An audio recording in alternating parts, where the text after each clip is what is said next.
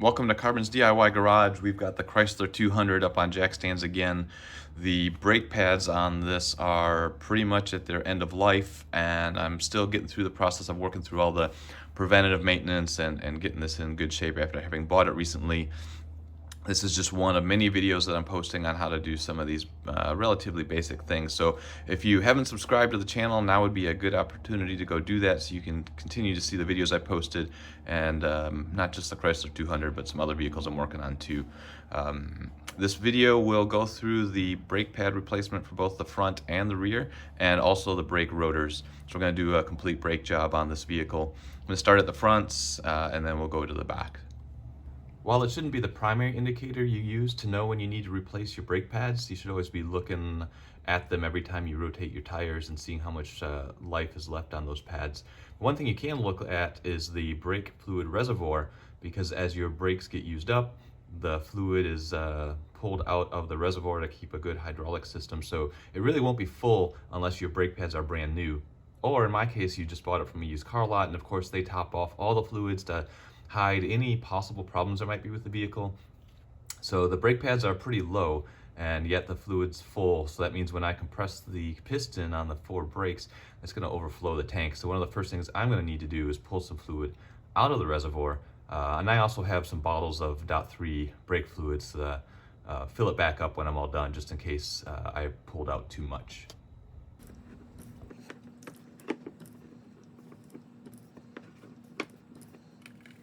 Yeah, that should be plenty, at least to do a first run at some of these brakes, and then if it gets pumped up too high, I'll just take more out later. I've gone ahead and put the cap on top of the hole, but it's not actually seated in the hole, so really nothing I don't think is going to drop in there. But if by some chance something were to get over that hole, this way it keeps dirt and stuff from getting in there. But we don't want to let the system get pressurized or something when we're pushing the pistons in. Well, this is the first time I'm doing brakes on this vehicle. Hopefully it's a pretty straightforward process. You've got two caliper bolts that you're going to need to remove so you can get the caliper off. You hang it so that it doesn't fall or get broken with the brake line that's up here. Then you have two more bolts that hold the bracket in place. You need to remove the bracket because I'm going to replace the rotor as well. If you're not replacing the rotor, you just leave the bracket in place. Take the old pads off, take the old pads off, compress the piston, and then put the new pads in, put it all back together, and then pump the brake pedal inside to pressurize the system, and that should be it. We'll go step by step through it and learn as we go. While you're doing this kind of maintenance, it also has a good opportunity to look at the rest of the vehicle. You can see that my lower ball joint, while it functions fine, the dust boot is completely wrecked, and I need to replace this ball joint before it no longer works for the vehicle. Access to do that, there's really no access up here for a ball joint press to press it back in. So when I take this vehicle to get it aligned, because I just recently replaced the suspension, and I've got a video on that as well, I can have them replace the ball joint for me a lot faster, and yeah, it'll cost a little bit more, but it makes it a lot easier just to have them replace this ball joint for me. With a 14mm socket, I'm sure there's an English equivalent that's more common, but 14mm fits. We'll go ahead and take the two caliper bolts out.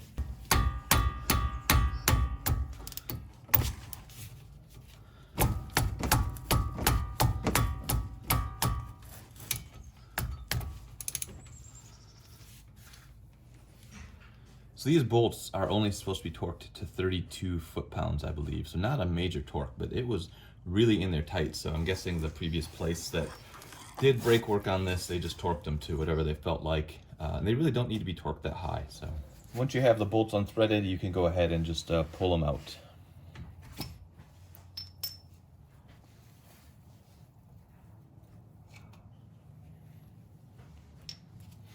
And then you just pull the caliper back, and it should come right off.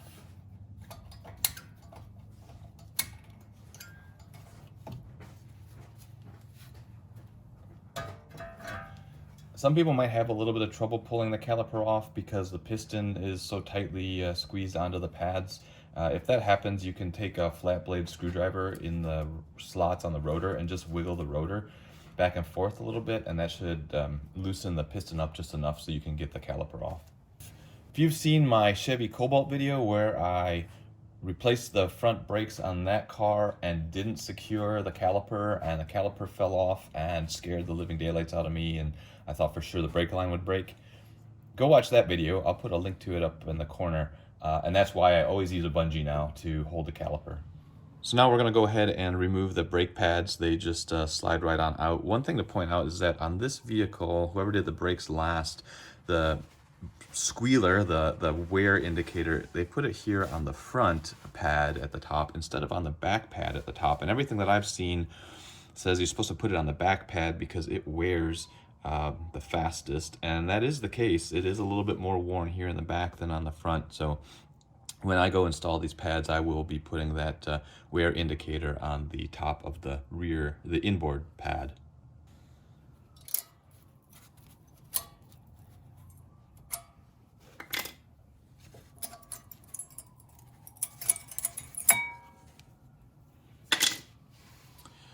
These brackets at the bottom, they are meant to come off. So if yours comes off, that's okay. If you use a kit like I am using, and I'll put a link in the video description for the pads and rotors for all four corners of the vehicle, it also comes with new shims.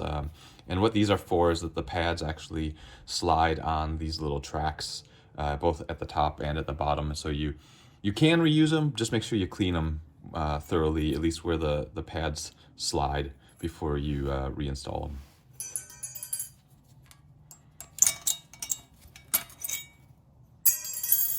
So now we'll go ahead and take this bracket off.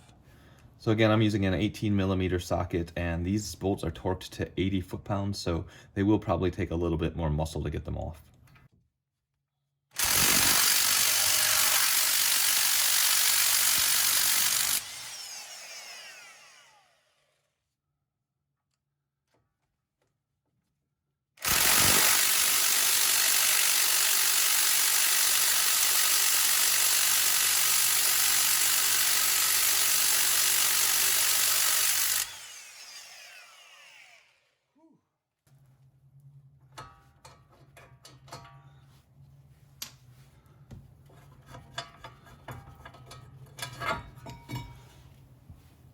So the rotor should just come off, but mine is a little bit rusted in place, so I'm going to use the hammer to hit between the lug studs. Do not hit the studs, and break some of this rust that's inside of here loose to get the rotor off.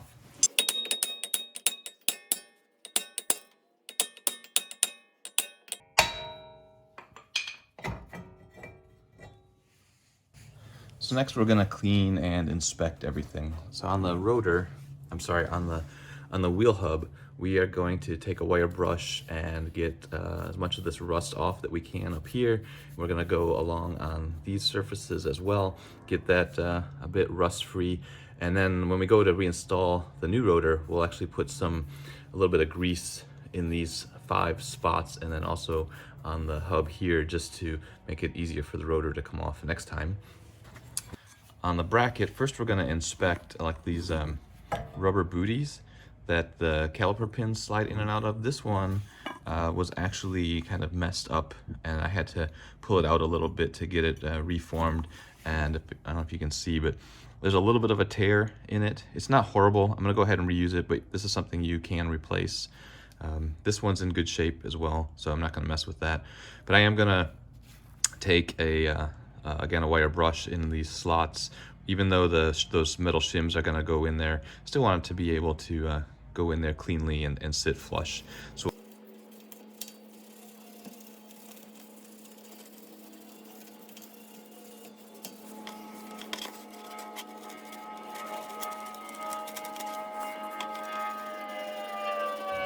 now that the bracket is all cleaned up, I'm gonna go ahead and put these slides, the new ones, just snap them in. They can only go in one way, so just press them in.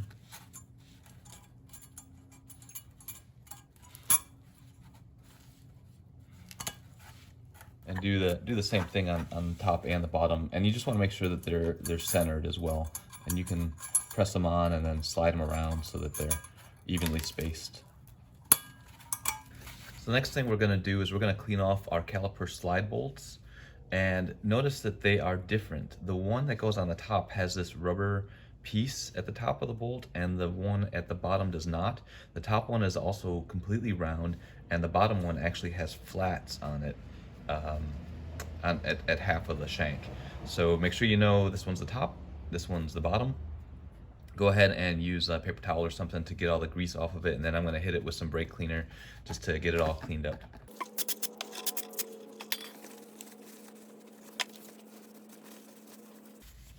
All right, and then we'll just set these aside. Next, we'll go ahead and prepare the new brake rotor. It comes with an oil substance on it to keep it from rusting while it's in transit, so you need to get some brake parts cleaner on both the front and back surfaces to clean that all off.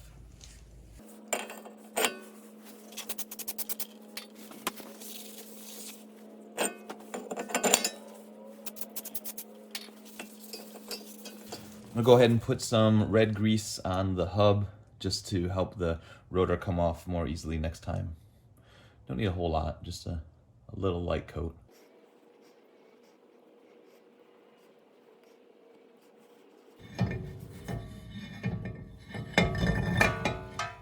I'm gonna go ahead and just put a lug nut on to hold the rotor in place while we put the bracket on. Because it's easier to do it now while I have the bracket out, I'm gonna go ahead and take brake grease that came with the kit and put it on each of the slide areas for the brake pads. You could also wait till the bracket's installed. You could also put them on the brake pad ears themselves.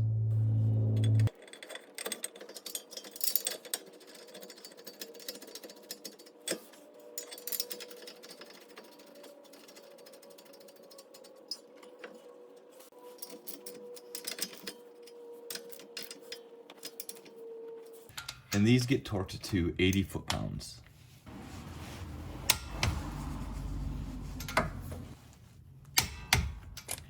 As I mentioned before, the wear indicator, to best of my knowledge, goes on the pad that's on the inboard side, even though it was on the outboard side on the pads I took off. The way you do that, there's a cutout, a little notch in the back of the back plate of the pad, and this is what the little squealer thing looks like.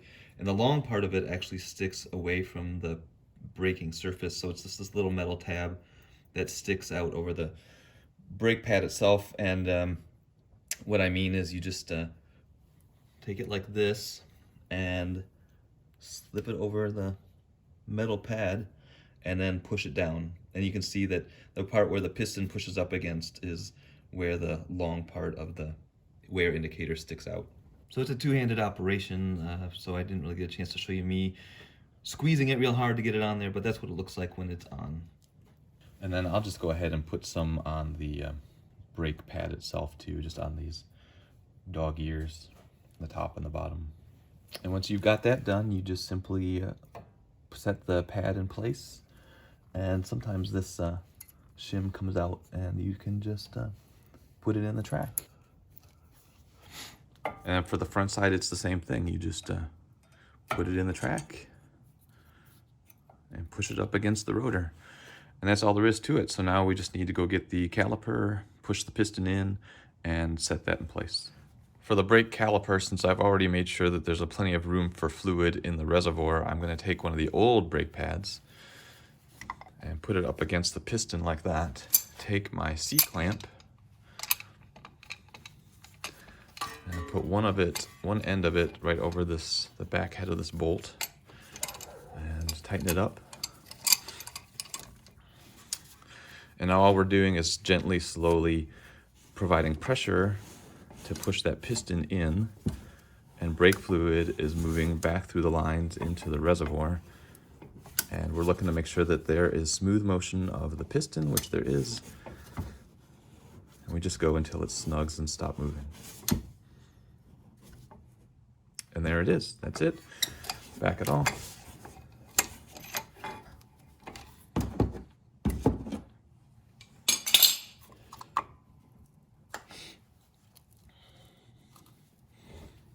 And now the only thing I'm going to do before I put this back on is put some of that brake grease on the piston face and also on these ears where they contact the brake pads, and hopefully that'll help prevent any squealing or squeaking.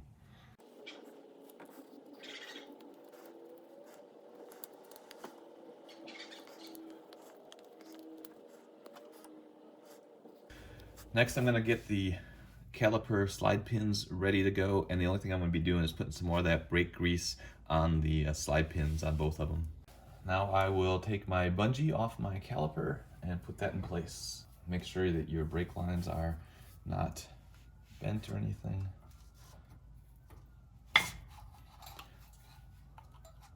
Get these rubber cups seated nicely. Remember, the bolt that does not have the rubber piece on it goes on the bottom. Just get this slid in.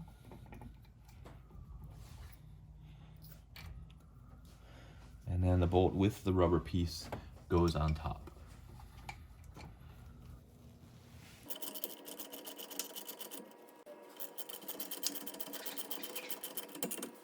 These two bolts get torqued to 32 foot-pounds. That's it. Nothing more crazy than that.